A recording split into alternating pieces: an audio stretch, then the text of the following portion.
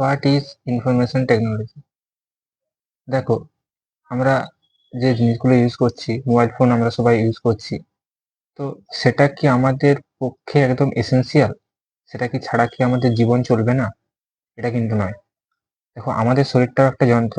সেই যন্ত্রের যদি আমরা গুরুত্ব দিই, তাহলে আমরা আমাদের শরীর সম্বন্ধে অনেক কিছু জানতে পারবো, আমাদের মন সম্বন্ধে অনেক কিছু জানতে পারবো, সেগুলো কিভাবে চলছে অনেক কিছু জানতে পারবো, আমাদের শরীরটা কিভাবে কাজ করছে। তো দেখো, পশু পাখিদের জগতে কিন্তু কোনো এই জিনিসগুলো কিন্তু তাদের কিন্তু অটোমেটিক হয়ে চলেছে। লক্ষ্য করবে, দেখবে তাদের কিন্তু শরীরের বিভিন্ন সমস্যা হয়, তাদের কিন্তু সেটা সেই হিসাবে তারা সেটা থেকে শিক্ষা গ্রহণ করে এবং ম্যানেজ করে।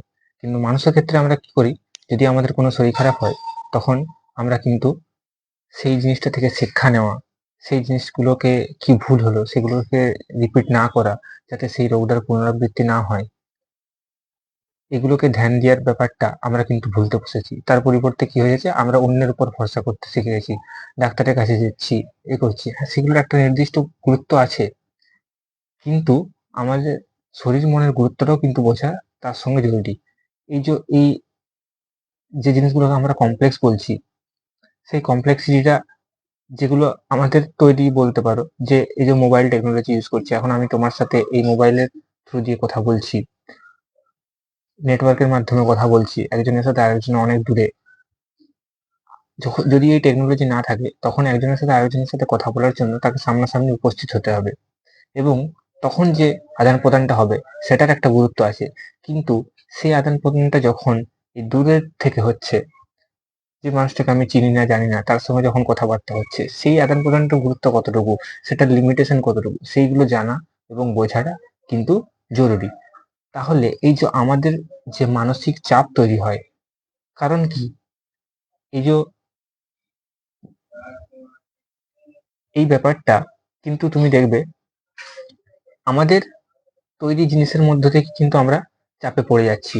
তাহলে এই এটার এই দেখো, আমাদের উড়বার জন্য ডাটা তৈরি হয়নি, কিন্তু আমরা এরোপ্লেনে চাপছি। তাহলে আমাদের